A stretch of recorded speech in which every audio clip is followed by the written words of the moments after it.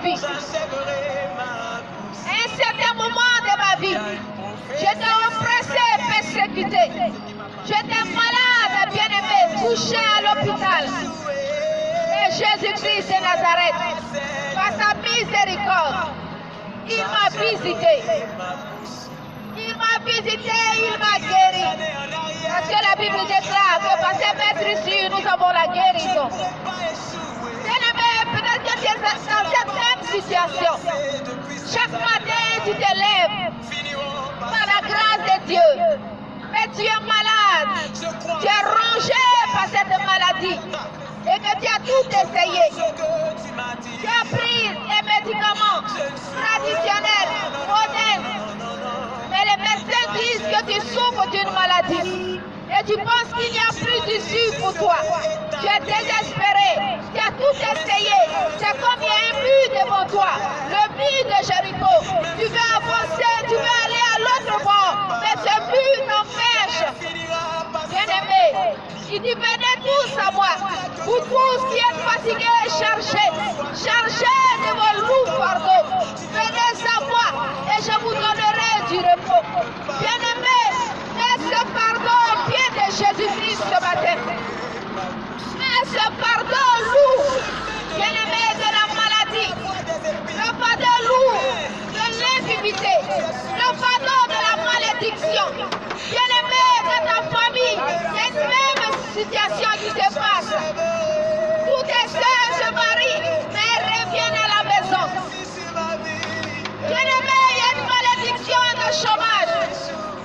Depuis, vous allez à l'école bien, mais à la fin, vous trouvez du travail, vous créez une entreprise, c'est une difficulté. Et cette situation se répète dans la vie de chaque membre de la famille. C'est une malédiction. Et la Bible dit que Jésus a pris toutes nos malédictions. Il a effacé l'acte qui nous condamnait par son sang. C'est pourquoi maintenant que tu vis, quelle que soit la situation, cette situation qui a perduré dans ta vie, et tu penses qu'il n'y a plus de solution, sache que Jésus a pris cela à la croix et ton pas est encore possible. Il te suffit seulement de remettre ton sang à Jésus-Christ, de te confier à lui, bien-aimé, et tu seras déchargé de ce fardeau lourd, parce que c'est lui qui offre le jour de vos épaules. Jésus est le chemin, il est réel, il est le véritable. Longtemps tu cherches un Dieu, mais il y a un Dieu véritable, il y a un chemin que tu empruntes et que tu ne seras pas perdu. Jésus-Christ est la fondation, et cette bonne fondation sur laquelle que tu pourras construire, que tu pourras bâtir ta maison, et que quand la tempête viendra, elle ne va pas s'écrouler. C'est Jésus-Christ de Nazareth, c'est Jésus qui donne la vie, c'est Jésus qui restaure les destinées de Christ.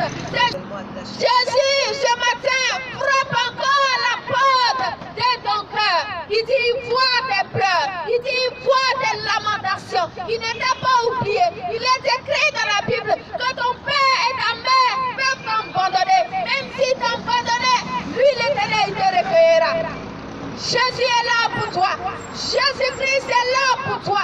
C'est pourquoi il a payé le prix. C'est pourquoi il a dit tout est accompli. C'est pourquoi il a dit, Père, pardonne-les, car ils ne savent pas ce qu'ils font. Peut-être que tu peux te dire que moi je suis sale, moi j'ai volé, moi j'ai triché, je suis un escroc, je suis la prostituée, je suis un pédophile, je suis un homosexuel. Est-ce que Jésus peut me racheter? Mais il est venu pour les malades, mais pas pour les bien portants. Quelle que soit la situation dans laquelle tu te trouves aujourd'hui, sache que Jésus a payé le prix pour toi. Et que si tu lui donnes ta vie, et que tu renonces à cette vie qui ne glorifie pas son nom, tu seras sauvé. Bien-aimé, à quoi ça servira un homme de gagner le monde si seulement il perd son âme? La